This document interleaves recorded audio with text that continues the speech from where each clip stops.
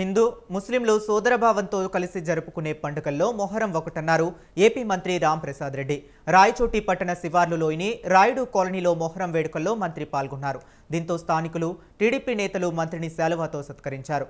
రాయుడు కాలనీలోని ప్రజలను ఆప్యాయంగా పలకరిస్తూ పీర్ల చావడి వరకు ర్యాలీగా చేరుకున్నారు. అనంతరం బడే బదుల్లా, ఇమాం హుస్సేన్, ఇమాం కాసిం పీర్లను ఆయన ప్రత్యేక ప్రార్థనలు నిర్వహించారు. ప్రతి ఏడాది కులమతాలకు అతీతంగా మొహరం పండుగను జరుపుకోవటం చాలా హర్షణీయమన్నారు. అందరూ కూడా సోదరభావంతో ఒకరి సాంప్రదాయాలను మరొకరు గౌరవించుకోవాలన్నారు మంత్రి.